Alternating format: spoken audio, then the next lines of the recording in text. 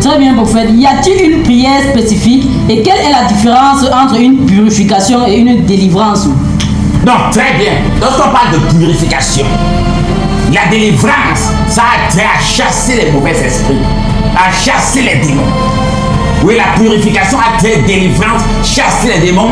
Non, la délivrance, oui, c'est chasser les démons, les mauvais esprits. Or, lorsqu'on parle de purification, suivez bien, j'ai pris l'exemple, c'est laver, c'est purifier, c'est enlever ce qui est impur. C'est enlever quelque chose qui a été fait sur le plan maléfique, sur le plan mystique, sur un corps, sur une âme, sur un esprit. Voilà la différence de la purification. Lorsqu'on parle de purification, c'est comme son nom l'indique, lave-moi, purifie-moi avec les autres, je serai plus blanc que neige. La purification va au-delà de la délivrance. Puisque nous marchons sur les serpents, sur les scorpions et sur toute la puissance de l'ennemi, et rien ne pourra nous nuire. La purification, sa puissance, non seulement ça écrase le serpent, le scorpion, mais ça marche aussi sur sa puissance, ça enlève même son venin. Voilà un peu la différence entre délivrance et purification. La purification est au-dessus de la délivrance. Oui, prophète Clément, combien de temps dure ces rituels et peut-on le faire seul? Non, on ne peut pas le faire seul. Ça, c'est une très bonne question.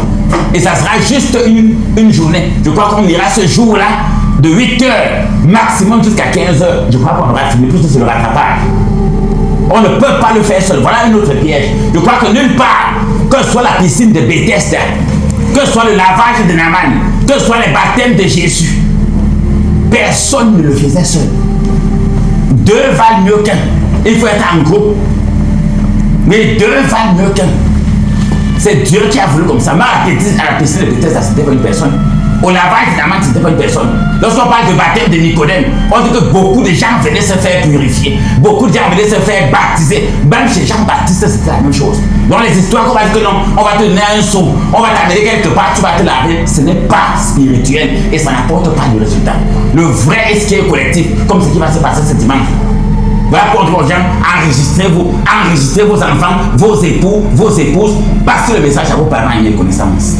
Oui, prophète, quelle attitude spirituelle adopter et comment reconnaître une libération affective? Oui, c'est simple. Quelqu'un pourra par exemple t'appeler, ça c'est pour ceux qui ont des problèmes sentimentaux. C'est pour ceux qui ont des problèmes de mariage. Ça sera facile. Après ceci, pour savoir que tu es libéré, tu pourras rencontrer une âme sœur. Quelqu'un avec qui vous êtes séparés pourra revenir vers toi. Mais tu pourras rencontrer un partenaire. Quelqu'un avec qui vous étiez séparés pourra encore t'appeler. Voilà des bonnes choses. Dans le foyer, les problèmes de foyer, si le mari et toi, vous ne vous entendiez pas, la femme et toi, vous ne vous entendiez pas, il n'y a pas de paix, il n'y a pas d'amour, il n'y a pas d'entente. À partir de cette purification, à partir de cette bonne spirituelle, à partir de cette tournée spirituelle qui aura lieu du côté de Douala, sur le plan affectif, il y aura la paix, l'amour, l'entente dans le foyer. Les célibataires pourront retrouver l'âme sœur. Si dans le foyer, c'était l'enfantement qui bloquait, qu'il n'y avait pas de paix, d'amour, d'entente, Dieu peut faire un miracle, l'enfant vient, la paix, l'amour revient, l'entente revient, le dialogue revient, même les finances reviennent, puisqu'on parle d'une capitale économique. Vous savez, comme dans les foyers, le manque de finances crée parfois beaucoup de problèmes. Oui, dans les foyers, le manque de finances crée parfois beaucoup de problèmes. Donc Dieu pourra ouvrir, après cet événement, après cette tournée de Douala, après ce rattrapage de purification, Dieu pourra ouvrir les portes financières à l'homme, à la femme. Et à partir de là, ils pourront bien s'occuper de leurs enfants, de leurs projets. Ils pourront économiser, construire leur maison, avancer et la paix va revenir. Prophète Clément, la prière suffit-elle toujours? Et quel rôle joue la méditation spirituelle, prophète Clément? Merci. La prière a sa place. Vous suivez bien. Par exemple, à cette grande tournée de Douala, il y aura prière.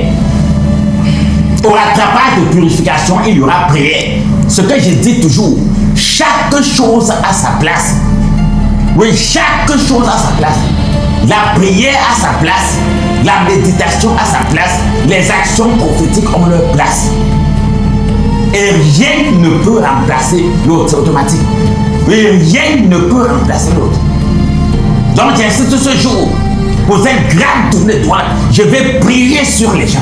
Je vais prier pour les personnes, pour les familles.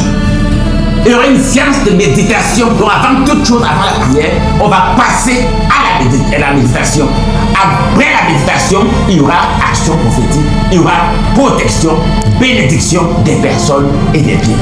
Donc, pour bien répondre à la question, la prière a sa place, la méditation a sa place, les actions prophétiques ont leur place qu'on ne peut pas mélanger. Et c'est l'association de ces trois choses qui vont faire en sorte que ce jour, dans cette tournée de doigts-là, que ce soit pour le rattrapage à la grande purification, c'est ce qui va faire que chacun va rentrer étant satisfait.